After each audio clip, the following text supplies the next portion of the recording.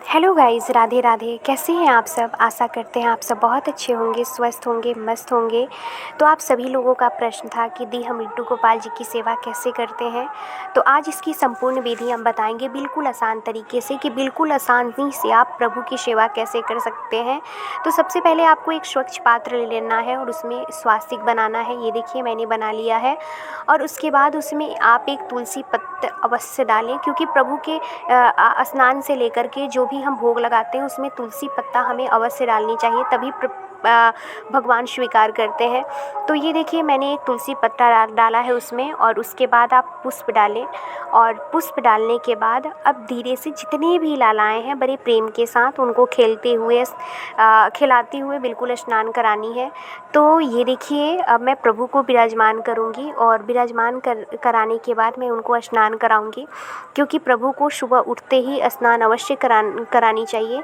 तो ये देखिए मेरे सबसे छोटे वाले लल्ला को मैं विराजमान कर रही हूँ। उसके बाद मैं तीनों बच्चों को विराजमान कराऊँगी और उसके बाद स्नान कराऊँगी। तो ये देखिए, तो आप स्नान कराने के पहले मैं तीनों बच्चा को मालिश कर दी हूँ, यानी तीनों लालाओं को मैंने मालिश किया है। यदि आपको सुबह में समय मिले तो उन्हें मालिश अवश्य कराएं, उसके बाद ही स्नान कराएं। और मुझे हमेशा तो नहीं मिल पाता है, क्योंकि कभी कभी जल्दीबाजी भी होती है, तो इस वजह से मैं प्रभु की मालिश नहीं कर पाती हूँ। लेकिन आज मैंने तीनों लाला को मालिश किया है और मालिश करने के बाद ही मैं इनको स्नान कराऊँगी आज। तो मैंने मालिश कर दिया है और उसके बाद अब मैं इनको स्नान की तैयारी कर रही थी, तो अब मैं इनको स्नान कराऊंगी।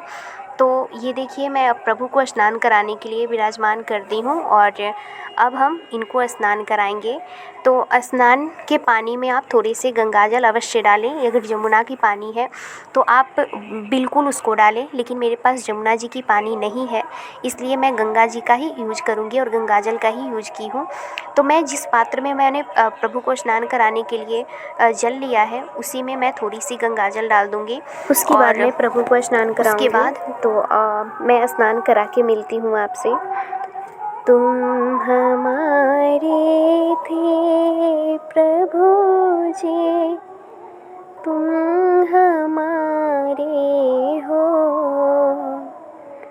तुम हमारे ही रहोगे मेरे प्रियतम।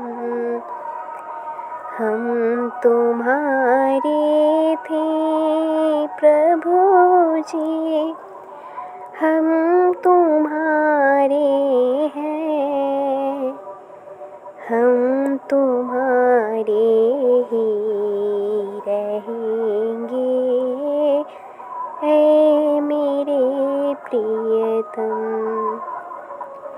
तो ये देखिए मेरे लल्ला तैयार हो गए हैं और तैयार होने के बाद मैं इनको अच्छी तरह से टॉवेल से मैंने इनकी शरीर पोंछती हूँ।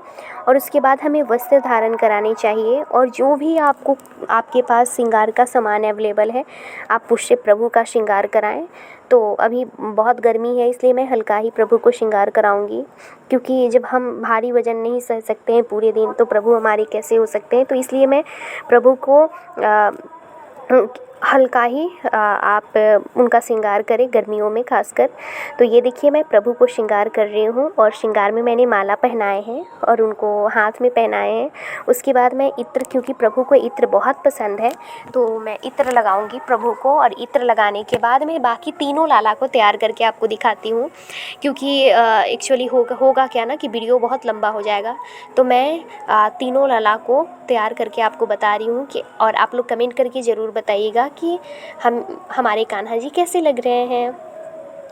और ये देखिए मैंने तीनों लाला को तैयार कर दिया है और अब बारी है मेरे बड़े वाले लाला की। तो इनका देखिए मैं राघव का भी श्रृंगार कर रही हूँ, और श्रृंगार करने के बाद मैं दिखाऊंगी कि मेरे राघव कैसे लग रहे हैं।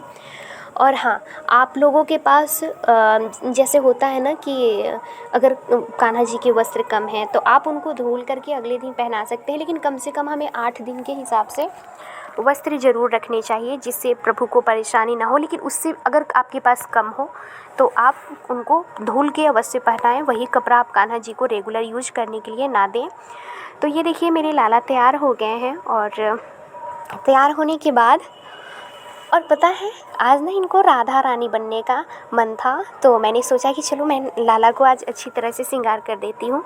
और ये देखिए मेरे तीनों बच्चों को कैसे लग रहे हैं आप।